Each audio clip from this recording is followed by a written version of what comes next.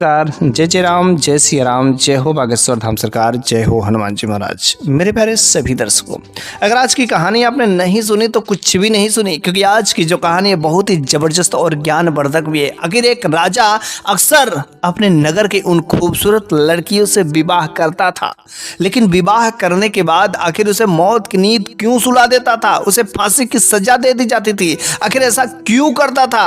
अगर आप भी जानना चाहते हैं तो बस आप इस वीडियो के अंत तक अवश्य बने रहें, क्योंकि आज की जो कहानी है बहुत ही मोटिवेशनल है और ज्ञानवर्धक भी है। तो बस देरी किस बात की, चलिए हम लोग इस कहानी को शुरू ही कर देते हैं। तो एक बार की बात है कि एक राजा जो अपने नगर में हर तरीके से अच्छे तरीके से राज्य चलाता था, प्रजा खुश भी थी, लेकिन सारी की सारी प्रजा का बस राजा का एक काम जो अच्छा नहीं लगता था, क्योंकि वह राजा जो है उस नगर की अगर कोई खूबसूरत लड़की उसके नज़र में पड़ जाती थी तो उसके साथ विवाह कर लेता था, जबरदस्ती करता था, और फिर उसे अगले ही दिन उसे मौत की नींद सुला देता था, फांसी की सजा। बस सारे के सारे काम तो ठीक करता था, लेकिन यह वाला जो काम था प्रजा को बहुत ही बुरा लगता था। प्रजा अक्सर जो है राजा के इस काम से दुखी रहती थी, इसलिए वह जो भी लोग थे उस नगर में वह अपने घर की लड़कियों को घर से बाहर नहीं निकलने देते थे। रात्रि के समय में किसी तरीके से जो है कुछ काम होता तो घर से निकलती थी, उस पर भी राजा ने अपने आदमियों को रात्रि के समय में भी इधर उधर घूमने के लिए पहरेदारी लगा दिया था कि कोई भी अगर खूबसूरत लड़की नजर आ जाए तो बस मेरे को बता देना। और एक बार गजब की बात हो जाती कि एक उसी नगर में राजा ने एक लड़की से शादी करती है, और शादी करने के अगले ही दिन उसे मौत की नींद सुला दी जाती है। इस बार उस नगर के लोग काफ़ी भड़क जाते हैं, और भड़कने के बाद जो है राजा साहब के पास और जो वजीर सब थे, मंत्री थे, उन लोगों के पास कंप्लेन लेकर के आते, लेकिन राजा ने तो कोई सुनवाई नहीं दी। लेकिन एक जो वजीर था वह बड़ा ही इस पर जो सीरियस होता है और कहते कि राजा साहब अवश्य ये जो काम कर रहे हैं बहुत ही गलत काम कर रहे हैं, भला हम लोग तो आवाज़ उठा सकते हैं लेकिन कुछ करे हो नहीं सकता। और ये बात जो उस वजीर की एक जो लड़की थी जो बहुत ही खूबसूरत थी, नौजवान थी, और वाकई आज तक उस वजीर ने अपने बेटी को छुपा करके रखा था। बेटी ने कहा, पिताजी अगर आप जो बुरा न माने तो मैं जो है राजा साहब से शादी करूंगी। उसने कहा, बेटी तुमको पता है, अरे अगले ही दिन वो तुम्हें फांसी की सजा सुना देंगे। चूंकि वह बेटी बहुत ही होशियार थी, समझदार थी। उसने कहा, हाँ पिताजी मेरे को सब कुछ पता है, और मैं जो है मौत की नींद जो है सोना ही चाहती हूँ, लेकिन मेरे को ये भी पता है कि मौत जो इंसान के हाथ में नहीं होती है। किसी को मारना या जीना वो तो भगवान के हाथ में होता, और यदि ऊपर वाले की करिश्मा रहेगी, मुझे जीने को लिखा रहेगा तो कुछ ऐसा ना ऐसा तरीका निकल ही जाएगा, मरना रहेगा तो मर ही जाएंगे। लेकिन पिताजी मेरे को एक बार राजा से शादी करने दीजिए।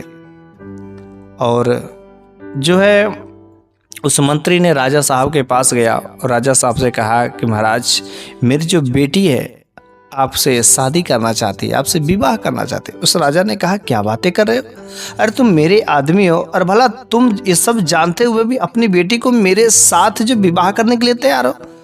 उसने कहा, मैं तो नहीं तैयार हूँ, लेकिन मेरी बेटी जिद पर आ गई है और वो पता नहीं क्यों आपसे विवाह करना चाहती है। वह कहती बस एक रात का ही दुल्हन, लेकिन बस बनूंगी तो मैं राजा की ही दुल्हन बनूंगी। फिर राजा ने कहा, तो ठीक है करो तैयारी शादी की। और शादी की तैयारी हो जाती है, और राजा साहब जो है उस वजीर की लड़की से, बेटी से शादी कर लेते हैं। फिर तो वह रानी बन जाती है। अब तो राजा साहब उसे अपने कमरे में ले जाते हैं। रात्रि के समय होता है तो राजा साहब उस लड़की के कमरे में जाते हैं, और राजा साहब ने कहा कि देखो तुम मेरी जो सबसे खास वजीर था, तुम उसकी बेटी हो, और तुमको पता था कि आखिर अगले ही दिन मौत की नींद तुम्हें सुला दी जाएगी, फिर तुमने मेरे साथ शादी क्यों किया? उसने यही बात बोला कि ये तो मौत मेरे को भी पता है, लेकिन इंसान का मरना और जीना ये तो सब भगवान के हाथ में होता है। अगर मेरे नसीब में मेरे को लिखा होगा तो अवश्य जो है जिएंगे, वरना मर ही जाएंगे। मरना तो सबको है, तो भला क्यों ना आज ही मर जाए। फिर कुछ समय तक उस राजा और रानी से बात होती है, लेकिन रानी ने कहा, देखिए आज की रात और हमारा पूर्णतः अधिकार है आपके ऊपर, इसलिए आज मैं आपको कुछ सुनाना चाहती हूँ। उसने कहा री आज क्या सुनाना चाहती हो? तो उसने कहा आप जो कहिए, गाना कहिए, कहानी कहिए, चुटकुले कहिए, जो कुछ भी कहिए, आज मैं बहुत खुश हूँ और मैं आपको सुनाना चाहती हूँ। राजा साहब बड़े ही हैरान होते कि आखिर सारी की सारी लड़कियाँ जब मुझसे विवाह करती है तो उस दिन जो हमेशा बहुत ही डरी रहती है, सहमी रहती है, लेकिन यह कैसी लड़की है, इसके अंदर तो बिल्कुल ही कोई डर नाम की चीज़ ही नहीं है। और काफ़ी देर रात करने के बाद जो है वो लड़की जो है एक कहानी सुनाती है। लेकिन जब एक कहानी सुनाती है तो आखिर वह पूछ लेती है कि राजा साहब ये जो आपके कमरे में हमने एक ऐसा फोटो देखा है जिसमें हमको समझ नहीं आ रहा हो किस चीज़ का फोटो है, किसका चित्र है, कि एक जो है आदमी, एक पुरुष की बाहों में जो एक स्त्री है और वह उसे चुम्बन कर रहा था।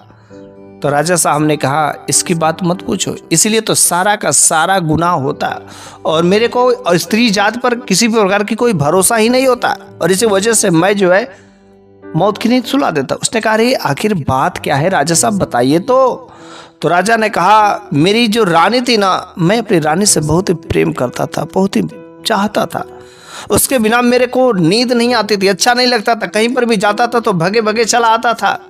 लेकिन गजब की बात तब हो जाती कि जब एक बार मैं जो शिकार करके जब मैं घर पर आता हूँ तो जो मेरी रानी थी ना, और जो मेरा एक गुलाम था, मेरा एक नौकर था, वह उसी के साथ जो है रंगलरिया मना रही थी। फिर जो है मेरे को इतना गुस्सा लगा कि फिर जो है मैंने उस नौकर को और अपने उस रानी को फांसी के फंदे पर झुला दिया और तब से मैंने उन दोनों का चित्र जो बना करके सजा करके रखा है। मेरे को स्त्री जात पर कोई विश्वास ही नहीं था, जिसकी वजह से मैं चाहता ही नहीं हूँ कि कोई स्त्री मेरी रानी बनने के बाद वह मेरे को धोखा दे, इससे अच्छा वह मर जाए, इसलिए मैं जो मार देता हूँ। राजा साहब की ये बातें सुन करके वह बड़ा ही हैरान होती है कि अच्छा ये बात है, लेकिन किसी तरीके से इनका भ्रम जो तोड़ना ही पड़ेगा कि सारी के सारी स्त्रियां एक जैसी नहीं होती है, सारी के सारी स्त्रियां चरित्रहीन नहीं होती है, कुछ ऐसी भी स्त्रियां होती जो बहुत ही पाक होती, बहुत ही पवित्र होती है, लेकिन इसके बारे में तो राजा साहब को ज्ञान होना जरूरी है। तो सोच करके बोलती है कि राजा साहब आज मैं आपको एक जो बहुत ही खूबसूरत मैं कहानी सुनाती हूँ। तो राजा ने कहा ठीक है आज तू कहानी सुना। अब जो है वह कहानी सुनाती है और कहती है कि एक बार की बात है कि एक राजा जो है जिनका एक छोटा सा परिवार था, जिनमें 3 बेटियां थी और जो है उनकी एक जो है पत्नी थी और एक बेटा था। और वह राजा साहब अपने परिवार में बड़ा ही घुल मिल करके रहते थे और अक्सर वह जो शिकार खेलने जाया करते थे। जो बेटियां थी अपने पिता का बहुत ही ख्याल रखती थी, बहुत ही चाहतेमंद थी। रानी भी जो थी अपने उस पतिदेव का बहुत ही ख्याल रखती थी, खाने पीने का हर तरीके से सेवा सत्कार करती थी, शाम के समय में पैर दबाती थी, शरबत देती थी, हर तरीके से अच्छा व्यवस्था था उनका। और राजा साहब ने कहा कि देखो बेटी कि आज मेरे को कहीं दूर सफ़र पे जाना है और क्यों ना कुछ जो है अगर खाने पीने का इंतज़ाम कर देती तो हम उसको लेकर निकल जाते हैं। तो उन बेटी ने जो 3 की 3 बेटियां थी, उस बेटियों ने अपने पिताजी को खाने में खजूर रखा, खजूर, और कहा कि पिताजी आप रास्ते में खा लीजिएगा। फिर वह राजा घोड़े पर सवार होते हैं और उस खजूर को पीठ पर बांध करके रवाना होते हैं। जाते जाते जाते जाते जो है उन्हीं जंगल में जाते हैं और प्यास लग जाती है। अब बड़ा ही हैरान होते हैं कि आखिर मैं खजूर को खाऊंगा तो मेरे को प्यास लगेगी और तेज से, लेकिन मैं आखिर प्यास में अपना बुझाऊंगा तो बुझाऊंगा कैसे, बड़ी हैरान होते हैं। लेकिन वह ढूंढते ही रहते हैं, तब तक उन्हें एक कुआं नज़र आ ही जाता है। और जब वह उस कुएं के पास में जाते हैं तो उसके अंदर जो साफ स्वच्छ पानी था, उसने बड़ा ही प्रसन्न हुए कि चलो ठीक है आज यहाँ पर अब खजूर खा लेते हैं। और राजा साहब ने खजूर खाया और खजूर खाने के बाद एक खजूर का बीज जो है उस कुएं में फेंक दिया। और जैसे ही कुएं में फेंका तो कुएं का पानी थोड़ा सा गंदा हो गया। लेकिन जब कुएं का पानी गंदा हो जाता तब तक उसमें से जो एक जिन जो हाथ में तलवार लिए बहुत ही भयानक रूप से बाहर आता है, काफी गुस्से में कहता करे तुम किस प्रकार के आदमजात हो, तुमने मेरे बच्चे को मार दिया। उसने कहा मैं आपके बच्चे को मार दिया, मैं तो समझा नहीं।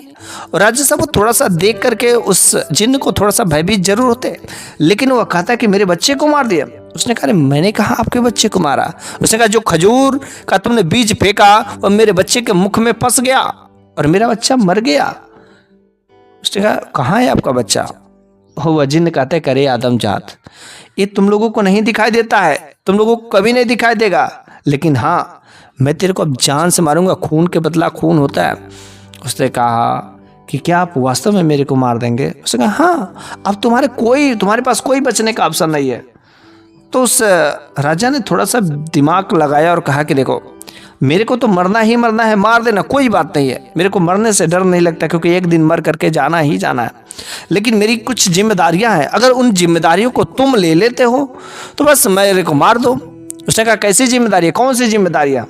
उसने कहा देखो मेरा एक बेटा है और 3 बेटी हैं, मेरे को अपने बेटे की शादी करनी है, बेटियों की शादी करनी है, फिर जो शादी करने के बाद जो मैं तुम्हारे पास आऊँगा और तुम जो है मेरे को मार देना, वरना तुम आज ही मार दो और मेरे बेटे और बेटी की पढ़ाई लिखाई शादी विवाह करने की जिम्मेदारी तुम ले लो।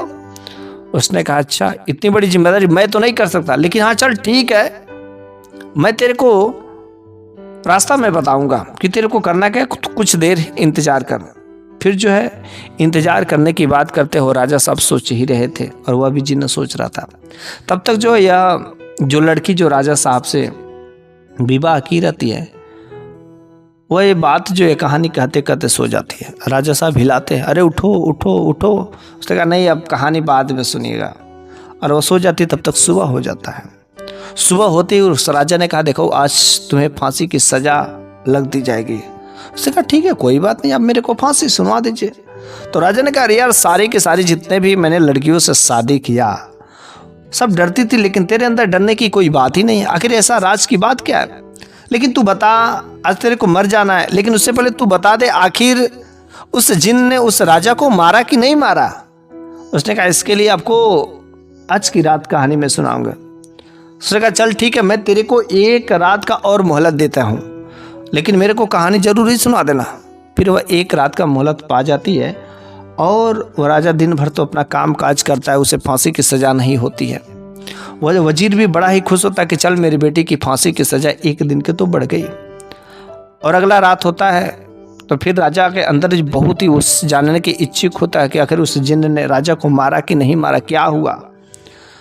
जैसे शाम होती राजा तुरंत अपने बिस्तर पर चले आते हैं और उस लड़की से कहते हैं कि देखो तुम मेरी रानी हो और मेरा तुम पर पूरा हक है, पूरा तुम्हारा भी मेरे पे हक है, इसलिए तुम उस कहानी को जल्दी से पूरा करो। उसने कहा ठीक है, आज मैं आपकी कहानी को अवश्य पूरा कर दूंगी। तो हाँ, तो राजा साहब मैं कहाँ तक पहुंची थी? तो उसने कहा हाँ, जिन्न ने उस राजा को मारा कि नहीं मारा? तो अब वह कहानी कहती कि जिन्न जो है राजा साहब को 40 दिन का मोहलत देता है। कहता है कि जाओ, मैं तो तुम्हारी जिम्मेदारी नहीं ले सकता, इसलिए मैं तुम्हें ही 40 दिन के मैं मोहलत देता हूँ, और जाओ अपने सारे के काम काज समाप्त करने के बाद जो है तुम वापस आना और मैं तुम्हें बलि चढ़ा दूंगा और खून के बदला खून। फिर हुआ क्या, वह राजा साहब बड़े ही निराश होकर के दुखी दुखी अपने घर को जब लौटते हैं तो बड़ा ही निराश रहते हैं। ना तो बेटा से बताते हैं ना तो बेटी से बताते हैं, और वह एक कागज लिखे रहते हैं और एक एक दिन जैसे जैसे बीतता है वैसे वैसे दिन नोट करते जाते हैं। और जब आखिरी के 10 दिन बचे रहते हैं तो बड़ा ही निराश हुए रहते हैं। और तब तक जो जल्दी जल्दी अपने बेटियों की विवाह शादी खोज करके बेटा और बेटियों की शादियाँ भी कर देते हैं। आखिरकार जब 5 दिन बस बच गए रहते हैं तो उन 5 दिनों में सब कुछ काम हो गया रहता है, तो वह बड़े ही निराश और बड़े ही दुखी बैठे रहते हैं। उनकी रानी जब आती है तो उनकी पत्नी ने कहा करे जी आप इतने दिनों से इस बार आए हैं, तब से मैं आपको अक्सर निराश ही देखती हूँ, आखिर राज की बात क्या है, क्या आपके ऊपर ऐसी कौन सी संकट आ गई है? उस राजा ने अपने पत्नी से एक भी बात नहीं छुपाई। उसने कहा देखिए ऐसा ऐसा मेरे साथ हो गया और मेरे पास बस 5 दिन का मोहलत है और मेरे को अब इस दुनिया से उठ जाना है, मैं अब यहाँ पर नहीं रहूँगा क्योंकि वह जिन्न अब मुझे छोड़ेगा ही नहीं। उसने कहा अरे उस जिन्न के पास मैं भी चलूँगी, जब आप इस दुनिया में नहीं रहेंगे तो भला मेरा यहाँ पर रहने से क्या फ़ायदा है। अरे मैं नहीं रहूँगी, बेटियों की तो शादी हो ही गई है, बेटा का भी शादी हो गया है, भला किस चीज़ की चिंता है। चलिए हम दोनों लोग उस जिन्न के पास और कहिएगा दोनों के दोनों। उसने कहा नहीं रानी, आप यहाँ पर रहिए, क्योंकि सबसे ज़्यादा अगर किसी बेटा को ज़रूरत होता है ना तो उसकी माँ की ज़रूरत होगा। पिता नहीं रहता तो कोई बात नहीं, लेकिन माँ का प्यार उसे चाहिए ही चाहिए। इसलिए रानी तुम यहाँ पर रुक जाओ और अपने बेटों का, अपने पोतों का अच्छे तरीके से रेख देख करना। लेकिन हाँ, एक मैं बात कहना चाहता हूँ कि अगर देखो तुमको अच्छा नहीं लगेगा, अगर बेटा तुम्हें नहीं मानेगा, बेटियाँ तुम्हें प्रेम नहीं करेंगे, तभी तुम नौजवान हो, खूबसूरत भी हो, तुम जो दूसरी शादी कर लेना। उसने कहा नहीं, मैं इस काम को करने से पहले क्यों ना मैं मर ना जाऊं। अरे भला मैं इसके बारे में सोच भी नहीं सकती हूँ।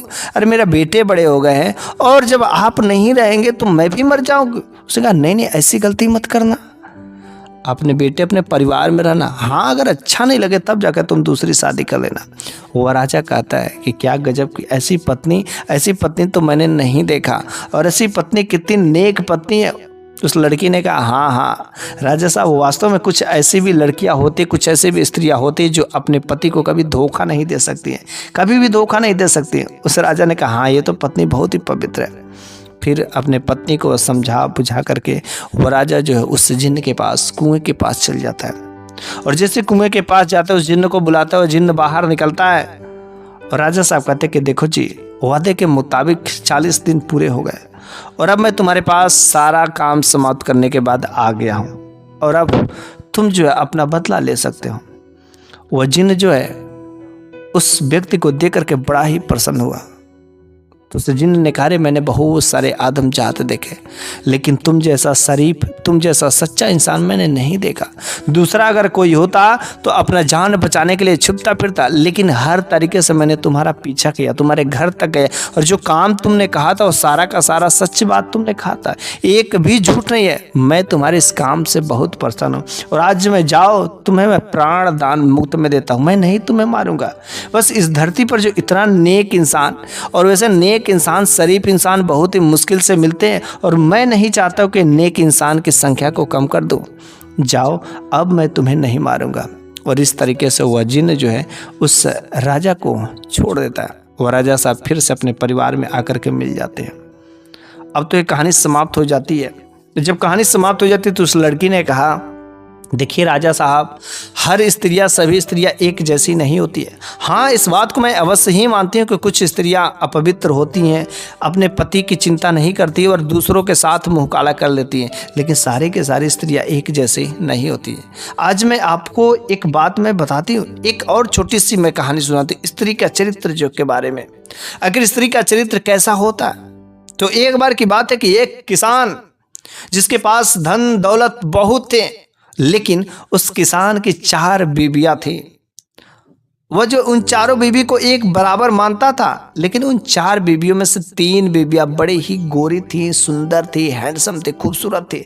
लेकिन एक जो छोटी वाली जो बीवी थी ना, वो सांवली थी, बेचारी काली थी, लेकिन वो अपने पति का, उस किसान का हर तरीके से ख्याल रखती थी। अपनी वो खूबसूरती पर ज़्यादा केयर नहीं करती थी, लेकिन वो अपने पति का अच्छे से रेख देख करती थी। इस कारण से वह किसान धीरे धीरे जो है वह उन 3 खूबसूरत जो है पत्नियां थी उनकी तरफ कम अट्रैक्ट होता था, बल्कि जो काली वाली थी जिसको खूब ज़्यादा मानती थी, इस कारण से वह जो अधिकतर समय उसके पास दिया करता था। इन तीनों की तीनों जो पत्नियां थी उस काली वाली से बड़ा ही घृणा होता था कि राजा साहब, ये जो किसान है कैसा इंसान है यार, हम लोग इतने खूबसूरत है, हमारी तरफ नहीं आकर्षित होता है, बल्कि उसको जानता मानता क्यों आखिर। और एक बार उन तीनों पत्नियां ने अपने उस पति से पूछ ही लेते हैं कि आखिर हम लोगों में ऐसी क्या बुराई है कि जो आप मुझे इतना प्यार नहीं करते हैं, इतना जानते मानते नहीं हैं। उसने कहा समय आने पर सब कुछ पता चल जाएगा, सब कुछ बता देंगे। और एक बार वह किसान जो है ढेर सारे सोने चांदी जेवरात लेकर के आता है और चारों की चारी पत्नियों को बुलाता है और सामने रख देता है और कहता है कि देखो जी, आज मैं जो इतने सारे ढेर सारे धन दौलत जेवरात तुम लोगों के लिए लेकर गए, तुम जितना चाहे उतना ले लो, आज मैं बहुत खुश हूँ। फिर जो वह जो 3 खूबसूरत जो वाली थी वो जल्दी जल्दी जल्दी जो धारे सारे के सारे ज्वेलरी जो लेना स्टार्ट कर देती, लेकिन जो काली वाली थी वह नहीं लेती है। और वह जो है अपने उस किसान के पास में आती है और उनके चरणों को पकड़ लेती है। कहती है कि मेरे को धन दौलत नहीं चाहिए जी, मेरे को जेवरात नहीं चाहिए, मेरे को बस आप चाहिए, आपका साथ चाहिए। मैं इनको लेकर के क्या करूँगी? ये झूठ के धन है, वास्तव में तो आप ही मेरे सबसे बड़े धन हैं। तब जाके किसान उन तीनों के तीनों पत्नियों को समझाता है कि देखे समझी, आखिर मैं भले ही काली है लेकिन ये कितना इसका चरित्र जो अच्छा है, वह मेरे को पसंद की, वह उन धन दौलत जेवरात के आगे वह जो किसी को कुछ नहीं। उन लोगों को अपने गलती का आभास हो जाता है। उस लड़की ने कहा, राजा साहब, ये जो आपके मन में जो घृणा पल रहा है ना कि जो स्त्रियों का चरित्र, आपकी रानी आपकी पत्नी ने मेरे को मालूम है कि हाँ उसने धोखा दिया, लेकिन जब जब आप जो इस चित्र को देखते तब तब आपको गुस्सा आता होगा। जो आपने चित्र जो आपके घर में रखा है यह आपके मन को भ्रमित कर देता है, आपके मन में गुस्सा पाल देता है, जिसकी वजह से अक्सर आपको वो घटनाएं याद आती है। लेकिन आपको अब तो पता चल ही गया होगा कि संसार में सारे के सारी स्त्रियां एक जैसी नहीं हो सकती हैं। कुछ स्त्रियां ऐसे भी होती हैं जो बहुत ही पाक होती हैं, पवित्र होती हैं। और मैं राजा साहब आपको गारंटी के साथ, दावे के साथ मैं कह सकती हूं कि मैं आपके सिवाय कभी किसी दूसरे पराया मर्द की तरफ आंख उठा करके देखने की भी हिम्मत नहीं करेंगे। मैं उन स्त्रियों में से नहीं हूं। लेकिन राजा साहब, अगर मेरी बातों पर थोड़ा सा भी अगर आप प्रभावित हुए हो, थोड़ा सा भी अगर अच्छा लगा हो ना, तो पहले आप ये जो चित्र लगा के रखे हैं, ये जो आपके लिए बहुत ही नकारात्मक चित्र है, इस चित्र को तुरंत जो फाड़ करके फेंक दीजिए। अरे आपकी रानी तो मर गई या सेवक भी मर गया, तब आप उसको अपने घर में क्यों लगा कर रखें? जिस चीज से आपको बार बार गुस्सा आता है उस चीज को नहीं रखना चाहिए। और भला आप एक राजा हैं और आप पर ये चीजें शोभा नहीं देता है, फिर राजा साहब का बुद्धि खुल जाता है। राजा साहब को समझ आ जाता है कि हाँ मैं ही बहुत बड़ा गलत हूँ। और वह तो अब तक अपनी पत्नी को दोषी मान रहे थे। हाँ उसने गलती किया, लेकिन उसकी गलती करने के बाद आप कितने बड़ी गलती कर रहे हैं, कितने गुनाह पे गुनाह किए जा रहे हैं, पाप पर पाप किए जा रहे हैं, लेकिन आपको ये सब चीजें समझ नहीं आ रही है। उस राजा ने कहा, हाँ यार तुम बहुत वाकई समझदार हो और आज तुमने मेरी आंख खोल दी। और मैं प्रॉमिस करता हूं कि आज के बाद तुम मेरी रानी रहोगी, तुम मेरी मल्लिका रहोगी, तुम मेरी सब कुछ रहोगी और तुम हमेशा रहोगी। मैं तुम्हें अब कभी छूने तक नहीं दूंगा, किसी को कभी कुछ खरोच भी नहीं आने दूंगा। मारने की बात तो दूर है। बस इस तरीके से जो वजीर की बेटी का घर जो है उस राजा की रानी बन करके बस जाता है। और तब से वह राजा अपनी प्रजा के नज़रों में एक अच्छा राजा बन जाता है, क्योंकि अब वह उस गंदे काम, उस गुनाहों को, उन लड़कियों को शादी करने के बाद मारने का जो सारा का सारा जो भ्रम खत्म हो गया रहता है। अब वह राजा एक अच्छा राजा बन गया होता है, प्रजा का चहेता बन गया रहता है। इस तरीके से वह नगर जो फिर से सुखमय हो जाता है। बस मेरे प्यारे सभी दर्शकों, आज की यह कहानी यहीं पर समाप्त हो जाती है, लेकिन अगले वीडियो में मैं फिर से कुछ ऐसी ही नई शानदार कहानियाँ लेकर के अवश्य ही हाजिर होऊंगा। तब तक के लिए धन्यवाद।